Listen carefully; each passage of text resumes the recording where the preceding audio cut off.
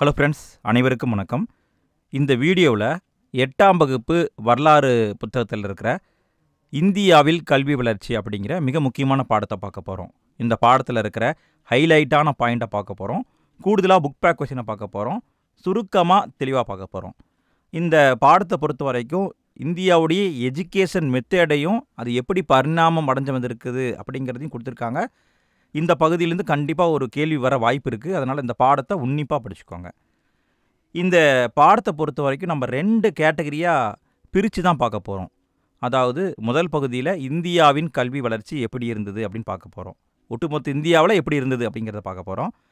பின்பகுதியில் தமிழ்நாட்டின் கல்வி வளர்ச்சி எப்படி இருந்தது அப்படிங்கிறத பார்க்க போகிறோம். இந்த 2ஐயும் நம்ம ஒன் பை ஒன்னாக பார்ப்போம். முதல்ல இந்தியாவில் கல்வி வளர்ச்சி. அந்த காலத்தில் கல்வி எப்படி இருந்தது அப்படின்னு பார்த்தா, பண்டைய காலத்தில் நான் சொல்கிறது பண்டைய காலத்தில் கல்வி எப்படி இருந்ததுன்னு பார்த்தா ரொம்ப கம்மியாக தான் படித்தவங்க இருந்தாங்க. அப்போ இருந்தது குருகுல கல்வி முறை அப்படிங்கிறது இருந்தது. குருகுல கல்வி முறைனா என்ன? அதாவது படிக்கணும்னு ஆசைப்பட்டால் குருவுடைய ஆசிரமத்துக்கு போய் அங்கேயே தங்கி படிச்சுட்டு வரணும். அங்கே என்ன சொல்லிக் கொடுப்பாங்க? சொல்லிக் கொடுக்க அதிகமான நூல்கள்லாம் கிடையாது. ரொம்ப கம்மியான நூல்கள் தான் இருந்தது. என்ன சொல்லிக் கொடுப்பாங்க? வேதங்களை சொல்லிக் கொடுப்பாங்க, உபநிடதங்களை சொல்லிக் கொடுப்பாங்க. இதுதான் அந்த காலத்தில் சொல்லி கொடுத்துருக்காங்க. வேதம் அப்படின்னா சமஸ்கிருத மொழியில் அறிவு அப்படின்னு அர்த்தம். உபநிடதம் அப்படின்னா ஒருவருக்கு அருகில் உட்காருதல் அப்படின்னு அர்த்தம். இந்த 2 தான் அந்த காலத்தில் பேசிக்காக கற்றுக் கொடுத்துருக்காங்க. இந்த 2ஐயும் கற்றுக்கிட்டாரு. அடுத்தது இன்னும் நிறைய படிக்கணும்னு சொன்னால் அந்த காலத்தில் மிகப்பெரிய பல்கலைக்கழகங்கள் இருந்தது. அது ரொம்ப குறைவாக தான் இருந்தது. அங்கே போய் வேணால் படிச்சுக்கலாம். அப்படி இருந்த பல்கலைக்கழகங்கள் எது அப்படின்னு பார்த்தா தட்சசீலம், நாலந்தா, வல்லபி, விக்ரமசீலா, ஓடண்டாபுரி, ஜகத்தாலா, இது எல்லாத்தையுமே நம்ம சொல்லலாம். இதில் சில முக்கியமான நிறுவனங்களை மட்டும் நம்ம பார்ப்போம். முதல்ல தட்சசீலத்தை பார்ப்போம். தட்சசீலம் இப்போ எங்கே இருக்குது அப்படின்னா வடமேற்கு பாகிஸ்தானில் இருக்குது. இடிஞ்ச நிலையில் காணப்படுது. இந்த இடிபாட்டை யார் கண்டுபிடிச்சாங்கன்னா அலெக்சாண்டர் கன்னிங்காம் அப்படிங்கிறவர் கண்டுபிடிச்சார். குறிப்பாக இந்த தட்சசீலத்தை என்ன சொல்கிறாங்க அப்படின்னா, சாணக்கியர் எல்லாருக்குமே தெரிஞ்ச ஒரு புகழ்பெற்ற பழங்கால அறிஞர். இந்த சாணக்கியர் அர்த்த சாஸ்திரம் அப்படிங்கிற நூலை இங்கிருந்து தான் தொகுத்தாரு அப்படின்னு சொல்கிறாங்க. குறிப்பாக இந்த தட்சசீலத்தை 1980 உலக பாரம்பரிய தலமாக யுனெஸ்கோ அறிவிச்சிருக்காங்க. இந்த பாயிண்ட் வேணால் ரொம்ப முக்கியங்க. யுனெஸ்கோ பாரம்பரிய தலம் எப்போன்னு கேட்டால் 1980 இது உருவாக்கப்பட்டது. அடுத்தது நாலந்தா. நாலந்தாவை பொறுத்த வரைக்கும் இது கிபி 5ஆம் நூற்றாண்டுலேருந்து கிபி 12ஆம் நூற்றாண்டு வரைக்கும் மிக புகழ்பெற்ற கல்வி நிறுவனமாக இருந்திருக்கு. இதை முகமது பின் பக்தியார் கில்ஜி அப்படிங்கிற ஒருத்தர் இடிச்சு தள்ளிட்டார். குறிப்பாக இந்த நாலந்தா எங்கே இருக்குது அப்படின்னா பீகாரில் ராஜகிருகம் அப்படிங்கிற இடத்துல இருக்குது. இந்த நாலந்தாவையும் உலக பாரம்பரிய தலமாக அறிவிச்சிருக்காங்க. எப்போ அறிவிச்சாங்கன்னா 2009 அறிவித்தாங்க. அடுத்தது விக்ரமசீலா. விக்ரமசீலா எங்கே இருக்குது அப்படின்னா இது வங்காளத்தில் இருக்குது. இதை கிபி 8ஆம் நூற்றாண்டில் வங்காளத்தில் ஆட்சி புரிந்த பாலர் வம்ச அரசர் தர்மபாலர் அப்படிங்கிறவர் உருவாக்கியிருக்காரு. ஸோ இந்த 3ஐயும் கொஞ்சம் டீட்டெயிலாக படிச்சுக்கோங்க. இது பழங்கால நிலைமை, பழங்காலத்தில் எப்படி இருந்தாங்க அப்படின்னு இப்போ பார்த்துட்டோம். அடுத்தது இடைக்கால இந்தியாவில் கல்வி வளர்ச்சியை பார்க்க போகிறோம். இடைக்காலத்தில் இந்தியாவை ஆட்சி புரிந்தவர்கள் யாருன்னா டெல்லி சுல்தான்கள், முகாலயர்கள், இவங்க ஆட்சி பண்ணாங்க. இவங்கெல்லாமே முஸ்லீம்கள். குறிப்பாக இந்த முஸ்லீம் ஆட்சியாளர்களும் கல்விக்கு ரொம்ப முக்கியத்துவம் கொடுத்துருக்காங்க. குறிப்பாக இந்தியாவில் தொடக்க கல்வி, இடைநிலை கல்வி, இந்த 2ஐயும் பார்ட்டாக பிரித்து கொடுத்தவங்க யாருன்னு கேட்டால் முஸ்லீம் ஆட்சியாளர்கள் தான். குறிப்பாக இவங்க என்ன பண்ணியிருக்காங்கன்னா நூலகங்கள் அமைச்சிருக்காங்க, இலக்கிய சங்கங்களை ஏற்படுத்தியிருக்காங்க. இப்படி நூலகம், இலக்கிய சங்கத்தை ஏற்படுத்தி நகர்ப்புற கல்வியை ஊக்குவிச்சிருக்காங்க. குறிப்பாக இவங்க ஏற்படுத்தியதை நம்ம கொஞ்சம் விளக்கமாக பார்க்கலாம். முதல்ல பார்க்குறது தொடக்கப்பள்ளி. தொடக்கப்பள்ளியை மக்தப் அப்படின்னு சொல்லுவாங்க. இது பேசிக்காக குழந்தைக்கு சொல்லித்தரக்கூடிய ஒரு இடம்.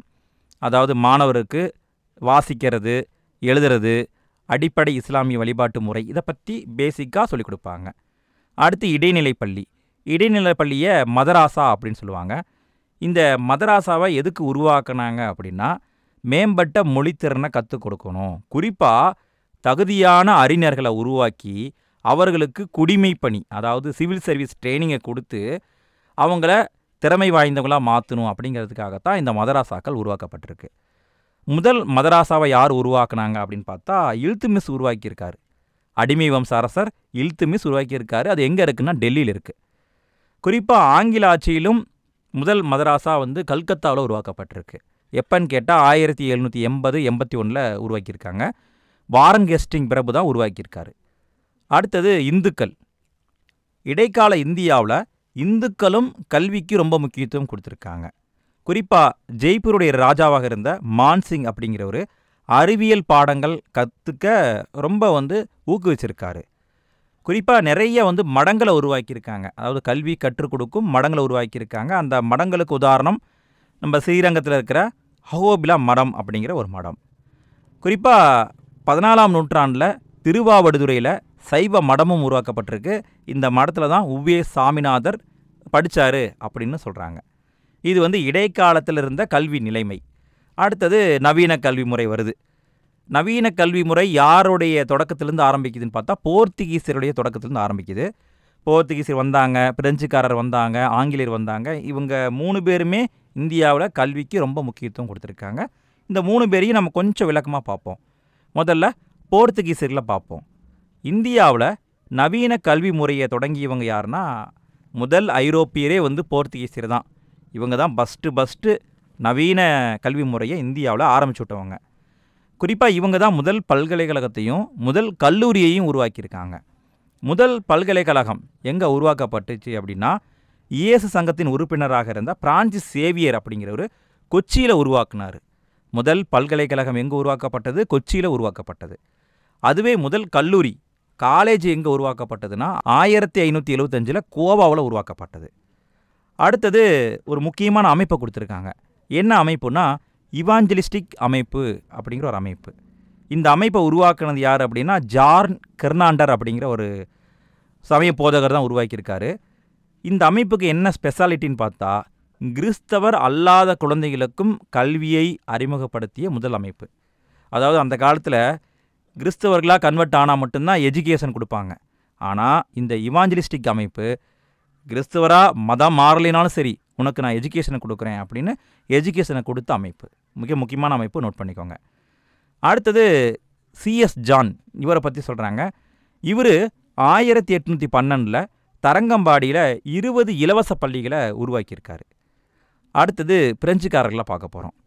பிரெஞ்சுக்காரர்களை பொறுத்த வரைக்கும் இவங்க நிறைய சிறப்புகளை பண்ணியிருக்காங்க. என்னென்ன பண்ணியிருக்காங்க அப்படின்னு பார்க்கும்பொழுது இந்திய ஆசிரியர்களை கொண்டு, அதாவது இந்தியாவில் இருக்கிற ஆசிரியர்களை வச்சு வட்டார மொழியில் கல்வி கற்பிச்சிருக்காங்க.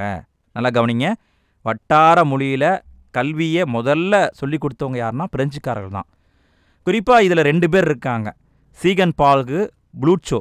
இந்த 2 பேரும் என்ன பண்ணியிருக்காங்கன்னா திருவிதாங்கூரில் பள்ளியை உருவாக்கியிருக்காங்க. அது மட்டும் இல்லாமல் ஆசிரியருக்கான பயிற்சி கல்லூரியையும் தொடங்கியிருக்காங்க. அதாவது டீச்சர் ட்ரைனிங் காலேஜ் அதையும் உருவாக்கியிருக்காங்க பாருங்கள் அந்த காலத்திலேயே. அடுத்தது இவங்க காலத்தில் சமஸ்கிருத கல்லூரிகளும் உருவாக்கப்பட்டிருக்கு. எங்கே உருவாக்கப்பட்டுச்சு அப்படின்னா ஒன்று மதராஸ், அதாவது சென்னையில் உருவாக்கப்பட்டுச்சு. இன்னொன்று காசியில் இருக்கிற பனாரஸ் அப்படிங்கிற இடத்துல உருவாக்கப்பட்டுச்சு. காசியில் யார் உருவாக்குனாங்க அப்படின்னு பார்த்தா காரன்வாலிஸ் வந்து கவர்னராக இருந்த பொழுது அப்போ பம்பாயுடைய கவர்னராக இருந்தவர் யாருன்னா ஜோனாதன் டங்கன் அப்படிங்கிறவர். அதாவது காரன்வாலிஸ் ஒட்டுமொத்த இந்தியாவுக்கும் தலைமை ஆளுநர். அதுவே பம்பாயின் கவர்னர் ஜெனரல் யாருன்னு பார்த்தா ஜோனாதன் டங்கன் அப்படிங்கிறவர். அவரோட சப்போர்ட்டோட காசியில் ஒரு சமஸ்கிருத கல்லூரியை காரன்வாலிஸ் உருவாக்கியிருக்காரு. அடுத்தது பிசப் கல்லூரியை கல்கத்தாவில் உருவாக்கியிருக்காங்க. கல்கத்தாவுடைய முதல் பேராயர் யாருன்னு பார்த்தா டாக்டர் மிடில்டன். இவர் கல்கத்தாவில் முதல் பிசப் கல்லூரியை உருவாக்கியிருக்காரு. அடுத்தது எல்பின்ஸ்டன் கல்லூரி, இது பம்பாயில் உருவாக்கப்பட்டிருக்கு. எல்லாரும் இந்த பேரை கேள்விப்பட்டிருப்பீங்க. ஏன்னா அண்ணல் அம்பேத்கர் அவர்கள் இந்த எல்பின்ஸ்டன் கல்லூரியில் தான் படித்தார். இந்த எல்பின்ஸ்டன் கல்லூரியை உருவாக்க காரணமானவர் யாருன்னு பார்த்தா மவுண்ட் ஸ்டூவர்ட் எல்பின்ஸ்டன் அப்படிங்கிறவர். இவர் அப்போ இருந்த பம்பாயின் ஆளுநர். வட்டார மொழி கல்வியை தீவிரமாக முன்மொழிந்தவர் இவர். ஸோ அவருடைய நினைவாக எல்பின்ஸ்டன் கல்லூரியை பம்பாயில் உருவாக்கிட்டாங்க. அப்போ இது வரைக்கும் நம்ம பிரெஞ்சுக்காரர்களை பார்த்துட்டோம். அடுத்தது ஆங்கிலேயரை பார்ப்போம். ஆங்கிலேயருடைய காலத்தை எடுத்துக்கிட்டால் 4 ஸ்டேஜாக பிரிக்கிறாங்க. எஜுகேஷன் காலகட்டத்தை 4 ஸ்டேஜாக பிரிக்கிறாங்க.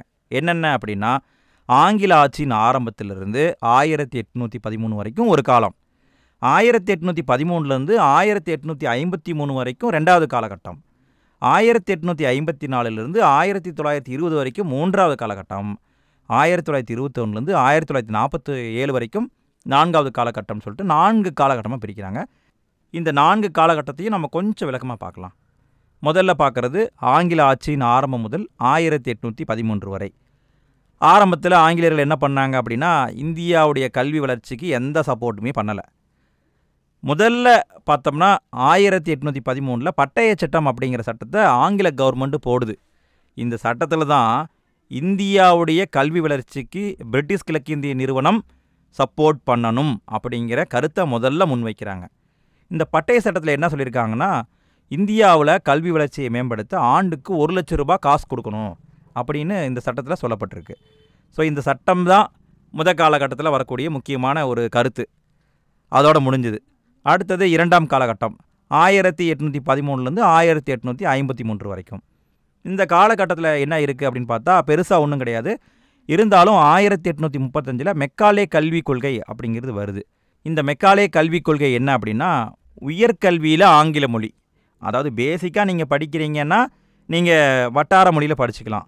பட் நீங்கள் உயர்ந்த படிப்பை படிக்க போகிறீங்க, இப்போ ஒரு மாஸ்டர் டிகிரி படிக்க போகிறீங்கன்னா இங்கிலீஷில் தான் படிக்கணும் அப்படின்னு சொல்கிறது தான் மெக்காலே கல்விக் கொள்கை. குறிப்பாக இவங்க என்ன பண்ணிட்டாங்கன்னா, ஒவ்வொரு மாகாணமும் அதற்கு ஏற்ற மாதிரி கல்விக் கொள்கையை பின்பற்ற அனுமதியை கொடுத்துட்டாங்க. அதாவது பேசிக் லெவலில் நீங்கள் எந்த மொழியில் வேணாலும் சொல்லிக் கொடுக்கலாம், ஆனால் உயர்கல்வி அப்படின்னா ஆங்கில மொழியில் தான் சொல்லிக் கொடுக்கணும் அப்படிங்கிறது தான் மெக்காலே கல்விக் கொள்கை 1835 வெளியிடப்பட்டது. அடுத்தது 3வது காலகட்டம் 1854லேருந்து 1920 வரைக்கும். இந்த காலகட்டத்தை அகில இந்திய கல்விக் கொள்கையின் காலம் அப்படின்னு சொல்கிறாங்க. நல்லா கவனிங்க, அகில இந்திய கல்விக் கொள்கையின் காலம் எனப்படுவது 3வது காலகட்டம். குறிப்பாக இந்த காலத்தில் தான் சார்லஸ் வுட் கல்வி அறிக்கை வருது. எப்போ வருதுன்னா 1854 வருது. இதை இந்தியாவில் ஆங்கில கல்வியின் மகா சாசனம் அப்படின்னு சொல்லுவாங்க.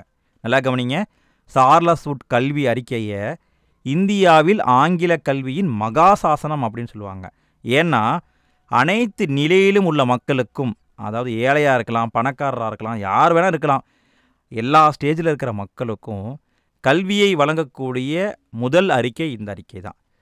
மாநில கல்வியின் மீது முழுமையான கட்டுப்பாட்டையும் இந்த சார்லஸ் வுட் கல்வி அறிக்கை ஏற்படுத்தியிருக்கு. அடுத்தது பார்த்தா ஹண்டர் கல்விக்குழு 1882 வந்துச்சு. இந்த ஹண்டர் கல்விக்குழு தொடக்க கல்விக்கு முக்கியத்துவம் பண்ணியிருக்கு. ரொம்ப முக்கியத்துவம் கொடுத்தது தொடக்க கல்விக்கு தான். அடுத்தது 4வது காலகட்டம் 1921லேருந்து 1947 வரைக்கும். இந்த காலகட்டத்தை மாகாணங்களின் சுயாட்சி காலம் அப்படின்னு சொல்லுவாங்க. மாகாணங்கள் சுயாட்சியாக முடிவு பண்ணிக்கலாம் அப்படிங்கிறது தான் இந்த காலகட்டம். குறிப்பாக 1935 இந்திய அரசு சட்டம் அப்படிங்கிறத போடுறாங்க.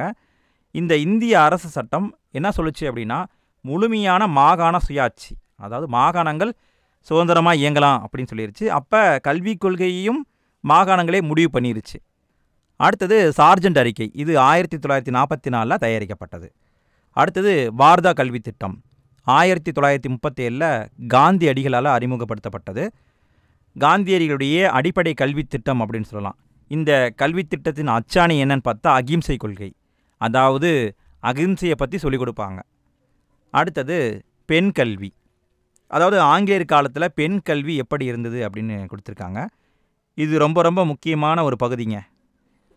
முதல்ல பார்த்தோம்னா ஜான் எலியட் பெத்துன் அப்படிங்கிறவர் கல்கத்தாவில் 1849 பெத்துன் பள்ளி அப்படிங்கிற பள்ளியை உருவாக்குறாரு. யார் உருவாக்குனாங்க? ஜான் எலியட் பெத்துன் அப்படிங்கிறவர் 1849 ஸ்கூலை மட்டும் உருவாக்குறாரு. எங்கன்னா கல்கத்தாவில்.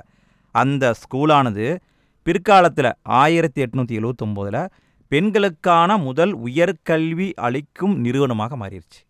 நல்லா கவனிங்க, பெண்களுக்கான முதல் உயர்கல்வி அளிக்கும் நிறுவனம் எதுன்னா பெத்துன் பள்ளி 1879 உருமாறுச்சு. அடுத்தது பார்த்தா ஜோதிபா பூலே, இவர் பூனாவில் 1848 பெண் குழந்தைகளுக்கு அப்படின்னு சொல்லிட்டு ஒரு முன்னோடி பல்கலைக்கழகத்தை தொடங்கியிருக்காரு. அடுத்தது பார்த்தா பேராசிரியர் கார்வே, இவர் 1889 பூனாவில் இந்து விதவைகளுக்கான ஒரு பள்ளியை தொடங்கியிருக்காரு. இந்து விதவைகளுக்காக, நல்லா கவனிங்க, விதவைக்காக ஒரு பள்ளியை தொடங்கினார். அந்த பள்ளிக்கூடம் 1916 மகளிர் பல்கலைக்கழகமாக மாறிடுச்சு. அடுத்தது 1926 அகில இந்திய மகளிர் மாநாடு, இந்த மாநாடு என்ன பண்ணுதுன்னா ஒரு தீர்மானத்தை போடுது. என்ன தீர்மானம்னா, அதாவது முழுக்க முழுக்க பெண்களால் நிர்வகிக்கப்படும் ஒரு கல்லூரியை தொடங்கணும் அப்படின்ட்டு. பிற்காலத்தில் அந்த கல்லூரியையும் தொடங்கிட்டாங்க. அந்த கல்லூரியின் பெயர் இர்வின் சீமாட்டி கல்லூரி. இது எங்கே இருக்குது அப்படின்னா டெல்லியில் இருக்குது. இது வரைக்கும் நம்ம என்ன பண்ணிட்டோம், பெண் கல்வியை பார்த்துட்டோம். அடுத்தது சுதந்திர இந்தியாவில் கல்வி வளர்ச்சியை பார்க்க போகிறோம். இதை பொறுத்த வரைக்கும் நிறைய குழுக்கள் இருக்குது. நம்ம அதை ஒன் பை ஒன்னாக பார்க்கலாம். முதல் குழு பார்த்தா ராதாகிருஷ்ணன் கல்விக்குழு 1948 உருவாக்கப்பட்டுச்சு. எதுக்காக இந்த குழுவை உருவாக்குனாங்க அப்படின்னா, பல்கலைக்கழக கல்வி குறித்த அறிக்கையை தயாரிக்க, அதாவது பல்கலைக்கழக கல்வி எப்படி இருக்குது அப்படின்னு ஆராய்வதற்காக உருவாக்கப்பட்டது. இந்த குழு என்ன பரிந்துரை வழங்குச்சுன்னா, உயர்கல்வியின் தரத்தை நிர்ணயிக்க பல்கலைக்கழக மானிய குழு அப்படிங்கிறத உருவாக்கணும் அப்படின்னு பரிந்துரை பண்ணுச்சு. அதன் அடிப்படையில் இந்திய அரசு 1956 பல்கலைக்கழக மானிய குழுவை உருவாக்குறாங்க. நல்லா கவனிங்க, பல்கலைக்கழக மானிய குழு எப்போ உருவாக்கப்பட்டுச்சு? 1956 உருவாக்கப்பட்டுச்சு. அடுத்தது இடைநிலை கல்விக்குழு. இது எப்போ உருவாக்கப்பட்டுச்சுன்னா 1952, 53 உருவாக்கப்பட்டுச்சு. இந்த கல்விக்குழுவின் தலைவர் யாருன்னா லட்சுமண சுவாமி முதலியார். குறிப்பாக இந்த இடைநிலை கல்விக்குழு இடைநிலை கல்வியில் முக்கியத்துவமான நிறைய மாற்றங்களை ஏற்படுத்துச்சு. இது என்னென்ன பரிந்துரைகளை வழங்குச்சு அப்படின்னு பார்த்தா, கல்வியில் புதிய அமைப்பு முறைகள், பாடப்புத்தகங்களுடைய தரம், பாடத்திட்டம், கற்பித்தல் முறையில் முன்னேற்றம், இதை பற்றியெல்லாம் இந்த குழு பேசியிருக்கு. அடுத்தது பார்த்தா கோத்தாரி கல்விக்குழு எப்போ உருவாக்கப்பட்டுச்சுன்னா 1964 உருவாக்கப்பட்டுச்சு. இதனுடைய பரிந்துரைகள் தான் ரொம்ப முக்கியம். இந்த குழு என்ன பரிந்துரைகளை வழங்குச்சின்னு பார்த்தா, நாடு முழுக்க 10வது +2 +3 அப்படிங்கிற கல்வி முறையை அறிமுகம் பண்ணணும் அப்படின்னு சொல்லிச்சு. அடுத்தது இடைநிலை கல்வியை தொழில் மயமாக்கலாக மாற்றணும் அப்படின்னு சொன்னாங்க. பொதுப்பள்ளி கல்வி முறையில், அதாவது பொதுப்பள்ளினா கவர்மெண்ட் ஸ்கூல் மாதிரி இருக்கிற ஸ்கூலில் 5ஆம் வகுப்பு வரை மாணவர்கள் தாய்மொழியில் படிக்கலாம் அப்படின்னு சொல்லிச்சு. நல்லா கவனிங்க, தாய்மொழியில் 5ஆம் வகுப்பு வரை படிக்கலாம்னு சொன்னதே கோத்தாரி கல்விக்குழு தான். அடுத்தது இந்த குழு என்ன சொல்லியிருக்குன்னா, 6 முதல் 14 வயது வரை உள்ள குழந்தைகளுக்கு இலவச கட்டாய கல்வியை கொடுக்கணும் அப்படின்னு சொல்லியிருக்கு. அடுத்தது இன்னொரு முக்கியமான பரிந்துரை. என்ன பரிந்துரைன்னு பார்த்தா, மத்திய அரசு தன்னுடைய மொத்த உள்நாட்டு உற்பத்தி, அதாவது ஜிடிபியில் 6% கல்விக்காக முதலீடு பண்ணணும் அப்படின்னு சொல்லியிருக்கு. எவ்வளோ பர்சன்டேஜ் நல்லா கவனிங்க, 6%. அடுத்தது தேசிய கல்விக் கொள்கையை பார்க்க போகிறோம். இந்தியாவில் இது வரைக்கும் கிட்டத்தட்ட 3 தேசிய கல்விக் கொள்கைகள் போடப்பட்டிருக்கு. இதை நம்ம ஒன் பை ஒன்னாக பார்ப்போம். முதல் தேசிய கல்விக் கொள்கை எப்போ போடப்பட்டுச்சுன்னா 1968 போடப்பட்டுச்சு. இதனுடைய நோக்கம் என்ன? முதல் தேசிய கல்விக் கொள்கையின் நோக்கம் என்னன்னு பார்த்தா, தேசத்தின் முன்னேற்றத்தை ஊக்குவித்தல், தேசம் முன்னேறணும். அடுத்தது பொதுவான குடியுரிமை கலாச்சாரம், தேசிய ஒருமைப்பாட்டை வலியுறுத்துதல், அதாவது நம்ம தேசிய ஒருமைப்பாட்டை வலுப்படுத்தணும் அப்படிங்கிற நோக்கத்தின் அடிப்படையிலையும் இந்த முதல் தேசிய கல்விக் கொள்கை 1968 போடப்பட்டது. அடுத்தது 1986 புதிய கல்விக் கொள்கையை கொண்டு வந்தாங்க. புதிய கல்விக் கொள்கை எப்போ? 1986. நல்லா கவனிங்க, முதல் தேசிய கல்விக் கொள்கைனா 1968, புதிய அப்படிங்கிற வார்த்தை வந்தால் அது 1986. இதனுடைய நோக்கம் என்ன அப்படின்னு பார்த்தா, ஒரு நிலையான சமுதாயத்தை மேம்பாட்டுடன் கூடிய துடிப்பான சமுதாயமாக மாற்றுதல். அதாவது நிலையாக இருக்கிற ஒரு சமுதாயத்தை மேம்பாடுடன் கூடிய துடிப்பான சமுதாயமாக மாற்றணும். குறிப்பாக நாட்டுடைய விளிம்பு நிலை மக்களுக்கும் சமமான வாய்ப்பை கொடுக்கணும். அவங்க படிக்கிறதுக்கு உதவித்தொகை கொடுக்கணும், வயது வந்தோர் கல்வியை கொடுக்கணும், திறந்த நிலை பல்கலைக்கழகம் மூலமாக கிராமங்களில் ஏற்றத்தாழ்வை நீக்கணும், தொடக்கப்பள்ளியை தேசிய அளவில் மேம்படுத்த கரும்பலை திட்டத்தை கொண்டு வரணும் அப்படிங்கிற ஏகப்பட்ட நோக்கங்களை இந்த புதிய கல்விக் கொள்கை வெளிப்படுத்துச்சு. அடுத்தது இந்த புதிய கல்விக் கொள்கை திருத்தம் செய்யப்பட்டிருக்கு. நல்லா கவனிங்க, புதிய கல்விக் கொள்கையை திருத்தமும் பண்ணியிருக்காங்க. எப்பன்னா 1992 திருத்தம் பண்ணியிருக்காங்க. இந்த திருத்தத்தில் என்னென்ன பரிந்துரை கொடுத்துருக்காங்கன்னா, தேசிய பாடத்திட்டத்தை வடிவமைக்கணும், பணியிடை பயிற்சி கல்வியை வழங்கணும், பள்ளி வசதிகளை மேம்படுத்தணும், இடைநிலை கல்வி முறையில் மதிப்பீடுகளை ஒழுங்குபடுத்தணும் அப்படிங்கிற பரிந்துரையை இந்த திருத்தங்கள் வழங்குச்சு. குறிப்பாக கல்வி அப்படிங்கிறது 1976 டிசம்பர் வரைக்கும் மாநில பட்டியலில் இருந்திருக்கு. எது வரைக்குங்க? 1976 டிசம்பர் வரைக்கும் இருந்திருக்கு. அதுக்கு பிறகு பொதுப்பட்டியலுக்கு போயிடுச்சு. அடுத்தது என்ன கொடுத்துருக்காங்கன்னு பார்த்தா, முக்கியமான ஸ்கீம்ஸை கொடுத்துருக்காங்க. 3 முக்கியமான ஸ்கீம்ஸ் இருக்குங்க. என்ன ஸ்கீம்ஸ்னால், எஸ்எஸ்ஏ, ஆர்எம்எஸ்ஏ, அப்புறம் இப்போ கொண்டு வந்திருக்கிற சமக்கிர சிக்ஷா. இந்த 3ஐயும் கொஞ்சம் டீட்டெயிலாக பார்த்துக்கோங்க. முதல்ல பார்க்குறது எஸ்எஸ்சி, அதாவது அனைவருக்கும் கல்வி இயக்கம் அப்படிங்கிற திட்டம். இந்த திட்டம் எப்போ தொடங்கப்பட்டதுன்னா 2000-2001 இந்த ஆண்டில் தொடங்கப்பட்டிருக்கு. இந்த எஸ்எஸ்சிஏ திட்டத்தின் நோக்கம் என்ன அப்படின்னு பார்த்தா, அனைத்து குழந்தைக்கும் தொடக்க கல்வியை வழங்கணும். அதாவது அனைத்து குழந்தைக்கும் தொடக்க கல்வி. இந்த எஸ்எஸ்சிஏ எது வரைக்கும் கண்ட்ரோலில் இருக்கும்னா 8ஆம் வகுப்பு வரை கண்ட்ரோலில் இருக்கும். அதாவது 1ஆவதுலேருந்துங்க 8ஆம் வகுப்பு வரையும் இந்த எஸ்எஸ்சியை தான் கண்ட்ரோல் பண்ணும். அப்போ தொடக்க கல்வியை கொடுக்கணும். இலவச மற்றும் கட்டாய கல்வி சட்ட விதிகளை அமுல்படுத்தும் முதன்மை அமைப்பாக இந்த எஸ்எஸ்சி இருக்குது. அதாவது ஆர்டிஇன்னு சொல்லுவாங்க. இது 2009 கொண்டு வரப்பட்டது. இந்த ஆர்டிஇயை அமுல்படுத்தும் முதன்மை அமைப்பு என்னன்னு பார்த்தா எஸ்எஸ்சி தான். இந்த ஆர்டிஇ அதில் என்ன சொல்லுது? அதாவது ரைட் டு எஜுகேஷன். இதில் என்ன சொல்லியிருக்காங்கன்னா 6 முதல் 14 வயது வரை உள்ள அனைத்து குழந்தைக்கும் இலவச மற்றும் கட்டாய கல்வி கொடுக்கணும் அப்படின்னு சொல்லியிருக்காங்க. இந்த சட்டத்தை அமல்படுத்தும் முதன்மை அமைப்பு எதுன்னு பார்த்தா எஸ்எஸ்சி தான்.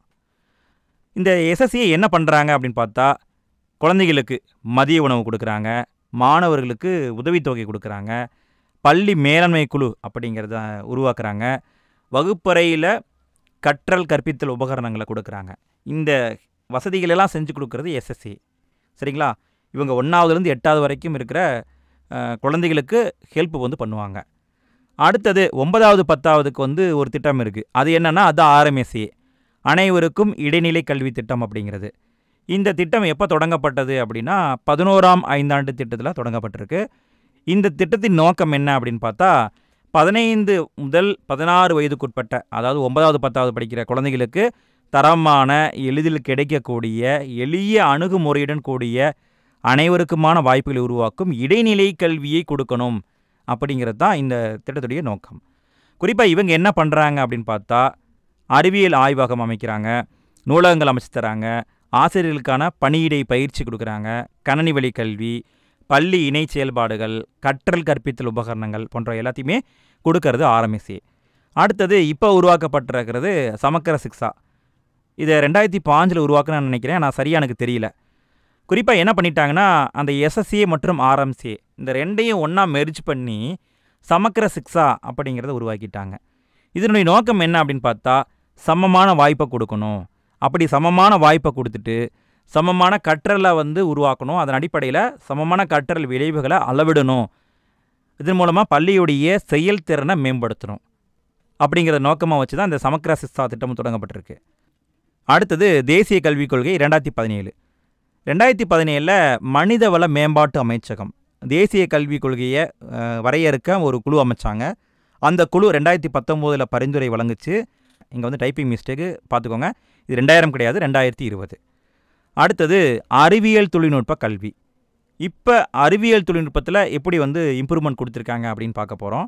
1983 ஆசிரியர் கல்விக்காக, அதாவது டீச்சர்களுக்கான எஜுகேஷனுக்காக டிபி சட்டோபாத்யா குழு அப்படிங்கிற குழு உருவாக்கப்பட்டிருக்கு. 1990ஆம் ஆண்டில் ஆச்சாரியா ராமமூர்த்தி அவர் தலைமையில் மீளாய்வு குழு அமைக்கப்பட்டிருக்கு.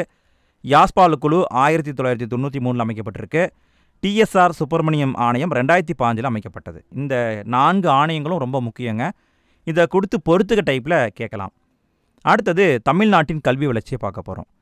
தமிழ்நாட்டையும் நம்ம என்ன பண்ண போகிறோம், பண்டைய காலம், இடைக்காலம், நவீன காலம்னு பிரித்து பார்க்க போகிறோம். முதல்ல பண்டைய காலத்தை பார்ப்போம்.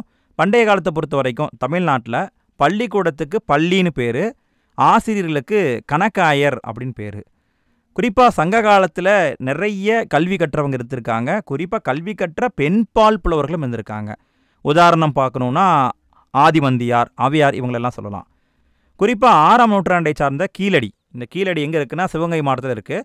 இந்த கீழடியில் கல்வி கற்றதற்கான எவிடன்ஸ் நமக்கு கிடச்சிருக்கு. அடுத்தது சங்க காலத்தைச் சேர்ந்த ஆரியப்படை கடந்த நெடுஞ்செழியன்.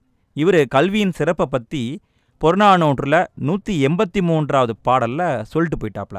அப்போ அந்த காலத்திலேயே கல்விக்கு எவ்வளோ முக்கியத்துவம் கொடுத்துருக்காங்க அப்படிங்கிறது நமக்கு தெரியுது.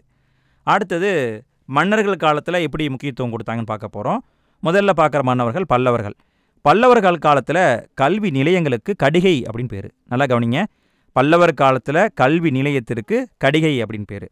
குறிப்பாக 1ஆம் நரசிம்மவர்மன் அப்படிங்கிற பல்லவ மன்னன் காலத்தில் கிபி 7ஆம் நூற்றாண்டில் யுவான்சுவாங் அதாவது இவர் ஒரு சீன பயணி. இவர் காஞ்சிபுரத்துக்கு வந்திருக்காரு. இவர் என்ன சொல்கிறாரு அப்படின்னா, காஞ்சி நகரமானது கற்றலின் மையமாக இருந்தது அப்படின்னு சொல்கிறாரு. ஸோ இப்படி பல்லவர்களும் கல்விக்கு முக்கியத்துவம் கொடுத்துருக்காங்க.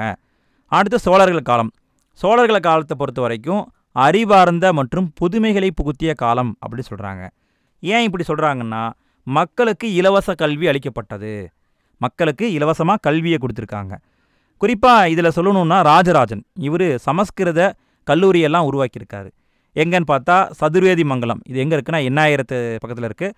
அதுவே பாண்டிச்சேரி பக்கத்தில் திருபுவனை அப்படிங்கிற ஒரு இடம் இருக்குது. அங்கேயும் சமஸ்கிருத அதாவது வேத கல்லூரியை உருவாக்கியிருக்காரு. அடுத்தது திருவிடைக்காலை கல்வெட்டுன்னு ஒரு கல்வெட்டு இருக்குங்க. இந்த கல்வெட்டு நூலகத்தை பற்றி சொல்லுது.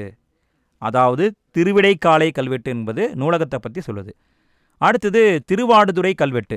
இது வீரராஜேந்திர சோழனுடைய மருத்துவ பள்ளியை பற்றி பேசுது.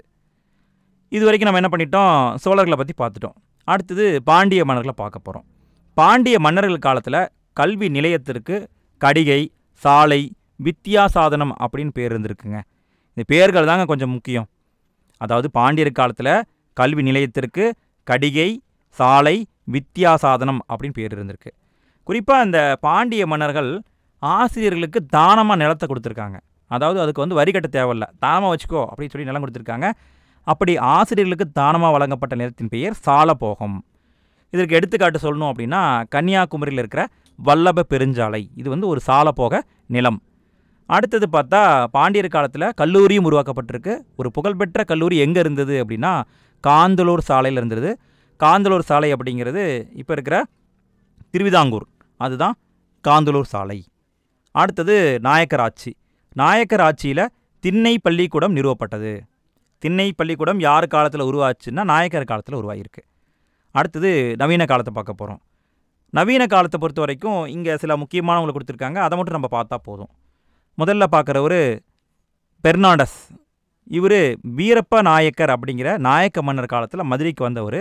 இவர் அங்கே மதுரையில் ஒரு தொடக்க பள்ளியை உருவாக்கியிருக்காரு. அடுத்தது தஞ்சையை ஆண்ட 2ஆம் சரபோஜி மன்னர். இவர் தஞ்சாவூரில் சரஸ்வதி மகால் அப்படிங்கிற நூலகத்தை உருவாக்கியிருக்காரு. அங்கே தேவநாகரி எழுத்து முறையிலான அச்சுக்கூடத்தையும் அமைச்சிருக்காரு. அடுத்தது ஆங்கில ஆட்சியாளராக இருந்த சர் தாமஸ் மன்றோ. இவர் என்ன பண்ணாருன்னா மதராஸ் மாகாணத்தில் மேற்கத்திய கல்வியை அறிமுகப்படுத்தியிருக்காரு. நல்லா முக்கியமான பாயிண்ட்டு கவனிங்க. மதராஸ் மாகாணத்தில் மேற்கத்திய கல்வியை அறிமுகப்படுத்தியவர் யாருன்னா சர் தாமஸ் மன்றோ. இவர் என்ன பண்ணார் அப்படின்னா கல்வி நிலையை அறிஞ்சிக்க புள்ளி விவர கணக்கெடுப்பு நடத்தியிருக்காரு. எப்போன்னா 1820, 1827 இந்த காலகட்டங்கள் நடத்தியிருக்காரு. அந்த புள்ளி விவர கணக்கெடுப்பில் நிறைய பரிந்துரைகளை கொடுத்துருக்காங்க. அந்த பரிந்துரை நம்ம பார்ப்போம். அந்த குழு என்ன சொன்னாங்கன்னா ஒவ்வொரு மாவட்டத்திலும் 2 முதன்மை பள்ளியை உருவாக்கணும். அதாவது 2 பள்ளிக்கூடம் ஸ்கூலை உருவாக்கணும். ஒன்று மாவட்ட ஆட்சியர் பள்ளி, இன்னொன்று தாசில்தார் பள்ளி. இந்த 2 பள்ளிக்கூடத்தை உருவாக்கணும் அப்படிங்கிற பரிந்துரையை வழங்குச்சு. அடுத்தது பார்த்தா வில்லியம் பெண்டிங் பிரபு. இவர் 1835 மேற்கத்திய கல்வி முறைக்கு ஆதரவாக தீர்மானம் நிறைவேற்றிருக்காரு. அடுத்தது பார்த்தா சார்லஸ் வுட் கல்வி அறிக்கை. நம்ம முன்னாடியே பார்த்தோம், 1854 வந்திருக்கு. குறிப்பாக இந்த அறிக்கை தமிழ்நாட்டில் மதராஸ் மாகாணத்தில் பொது வழிகாட்டும் துறையை ஏற்படுத்தியிருக்கு. நல்லா கவனிங்க, சார்லஸ் வுட்டுடைய அறிக்கை மதராஸ் மாகாணத்தில் பொது வழிகாட்டும் துறையை ஏற்படுத்தியிருக்கு. இதன் அடிப்படையில் அனைத்து பள்ளிக்கும் மானியம் கொடுத்தாங்க. குறிப்பாக இதன் அடிப்படையில் பார்த்தா தான் 1857 சென்னை பல்கலைக்கழகம் நிறுவப்பட்டிருக்கு. அடுத்தது உள்ளூர் வாரிய சட்டம். இது 1882 இயற்றப்பட்டது. இந்த உள்ளூர் வாரிய சட்டத்தில் என்ன பெனிஃபிட்ஸ்ன்னு பார்த்தா புதுசாக பள்ளிக்கூடம் கட்டுறாங்க அல்லது அந்த பள்ளிக்கூடத்தை நடத்துறதுக்கு அரசாங்கத்துக்கிட்ட மானியத்தை வாங்கலாம் அப்படின்னு சொல்கிறாங்க. அதாவது புதுசாக பள்ளிக்கூடம் கட்டினாலும் கவர்மெண்ட் மானியம் கொடுக்கும், ஏற்கனவே இருக்கிற பள்ளிக்கூடத்தை நடத்துவதற்கும் அரசாங்கம் மானியம் கொடுக்கும். அப்படிங்கிறது தான் உள்ளூர் வாரிய சட்டம் 1882 இயற்றப்பட்டது. அடுத்தது 1929 அண்ணாமலை பல்கலைக்கழகம் சிதம்பரத்தில் அமைக்கப்பட்டிருக்கு. அடுத்தது சுதந்திரத்துக்கு பிறகு தமிழகத்தில் கல்வி வளர்ச்சி. சென்னையில் மாநில கல்லூரியை உருவாக்கியிருக்காங்க. 1840 எழும்பூரில் ஒரு உயர்நிலை பள்ளியாக உருவாக்கப்பட்டது. பிறகு 1857 கல்லூரியாக மாறியிருக்கு. இன்றைக்கி இருக்கிற சென்னை மாநில கல்லூரி. அடுத்தது 1975 காந்தி கிராமிய கல்லூரிங்கிறது உருவாக்கப்பட்டிருக்கு. இந்த வருஷம் முக்கியம், 1975 உருவாக்கப்பட்டது. அடுத்தது 1971 தொலைதூர கல்வி அறிமுகப்படுத்தப்பட்டிருக்கு. 1956 மதிய உணவு திட்டம் கொண்டு வந்தாங்க. 1982 சத்துணவு திட்டமாக அது உருமாறுச்சு. அவ்வளோதாங்க, இந்த பாடத்தை சிறப்பாக முடிச்சாச்சு. அடுத்து புக் பேக் கொஸ்டினை பார்ப்போம். முதல்ல சரியான விடையை தேர்ந்தெடுக்கவும். இதை பார்க்கலாம். முதல் கேள்வி, வாரணாசியில் இருந்த குருகுல கல்வி முறைக்கான சான்று வழங்கியவர் யார்னா பெர்னியர். அடுத்து இரண்டாவது கேள்வி, வங்காளத்தில் அரசர் தர்மபாலரால் நிறுவப்பட்ட பல்கலைக்கழகம் எதுனா விக்ரமசீலா பல்கலைக்கழகம். மூன்றாவது கேள்வி, யாருடைய ஆட்சியின் போது சீனத்துறவி யுவான் சுவாங் காஞ்சிபுரத்துக்கு வருகை புரிந்தார்னா முதலாம் நரசிம்மவர்ம பல்லவன். அடுத்து நாலாவது கேள்வி, நாலந்தாவை உலக பாரம்பரிய சின்னமாக யுனெஸ்கோ எந்த ஆண்டு அறிவித்ததுன்னா 2009 அறிவித்தது. ஐந்தாவது கேள்வி, கல்கத்தாவில் முதல் மதராசாவை நிறுவிய கவர்னர் ஜெனரல் யார்னா வாரன் ஹேஸ்டிங். அடுத்து ஆறாவது கேள்வி, காலம் காலமாக ஓரங்கட்டப்பட்டிருந்த சமூக பெண்களுக்கென பள்ளி ஒன்றை நிறுவியர் யார்னா ஜோதிபா போலே. அடுத்து ஏழாவது கேள்வி, ஜெர்மானிய சமய பரப்பாளர் பார்த்தலோமஸ் சீகன்பாலுக்கு தமிழ்நாட்டில் எங்கு முக்கிய பள்ளியை நிறுவினார்னா தரங்கம்பாடியில் நிறுவினார். அடுத்தது கோடிட்ட இடங்களை நிரப்புக. முதல் கேள்வி, அந்தனர் மற்றும் அரச குலத்தோரின் மகன்கள் மட்டுமே பழங்காலத்தில் இந்தியாவில் கல்வி கற்கும் நிலை இருந்தது. இரண்டாவது கேள்வி, பாப்டிஸ்ட் மிஷன் கல்லூரி 1818 செராம்பூர் என்ற இடத்தில் உருவாக்கப்பட்டது. அடுத்து மூன்றாவது கேள்வி, பேராசிரியர் கார்வே பூனாவில் இந்து விதவைகளுக்காக ஒரு பள்ளிக்கூடத்தை தொடங்கியிருக்காரு. அடுத்து நாலாவது கேள்வி, அகில இந்திய மகளிர் மாநாடு தீர்மானம் இயற்றி எந்த கல்லூரியை டெல்லியில் தொடங்குச்சுன்னா இர்வின் சீமாட்டி கல்லூரி. அடுத்து ஐந்தாவது கேள்வி, முதல் இடைநிலை கல்விக்குழுவின் தலைவர் யார்னா லட்சுமண சுவாமி.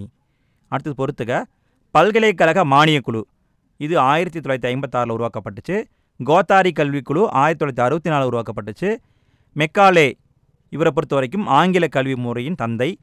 இலவச கட்டாய கல்வி என்பது 6 முதல் 14 வயதுக்குட்பட்ட குழந்தைகளுக்கு வழங்கக்கூடியது. டாடா இந்திய அறிவியல் கழகம் எங்கே இருக்குன்னா பெங்களூரில் இருக்குது. அடுத்தது சரியா தவறா என குறிப்பிடுக. முதல் கேள்வி, சிந்துவெளி எழுத்துக்களும் கீழடியில் அகழ்ந்தெடுக்கப்பட்ட பானையோடுகளில் பொறிக்கப்பட்ட எழுத்துக்களும் ஒன்றே என்பதை வெளிக்காட்ட நமக்கு சான்றுகள் கிடைத்துள்ளன. சிந்துவெளி எழுத்தை நம்ம இது வரைக்கும் படிக்கவே முடியல, அப்போ இந்த கூற்று தப்பு. இரண்டாவது கேள்வி, நாலடியார் சமணர் வழங்கிய நூலாகும். கரெக்டு. மூன்றாவது கேள்வி, உபனிஷத் என்ற சொல்லுக்கு ஒருவருக்கு அருகில் உட்கார்தல் என்பது பொருள். கரெக்டு. நாலாவது கேள்வி, புத்தர், மகாவீரர் மற்றும் கோசலர் ஆகியோர் வேதங்களின் மேலாதிக்கத்திற்கு எதிராக கிளர்ச்சி செய்தனர். கரெக்டு. ஐந்தாவது கேள்வி, நாலந்தா ஒரு சிறந்த வேதகால கல்வி மையமாக இருந்ததுன்னா தப்பு. வேத காலத்திலலாம் நாலந்தா இல்லை, இது கிபி 5ஆம் நூற்றாண்டில் தான் உருவாக்கப்பட்டுச்சு. அடுத்தது பின்வருவனவற்றுள் சரியானவற்றை தேர்ந்தெடுக்க. முதல் பாயிண்ட்டு, சமஸ்கிருத கல்வியானது வேதங்கள், உபநிடதங்கள், தர்மசாஸ்திரங்கள் மற்றும் காவியங்களை பயிற்றுவித்தது. கரெக்டு.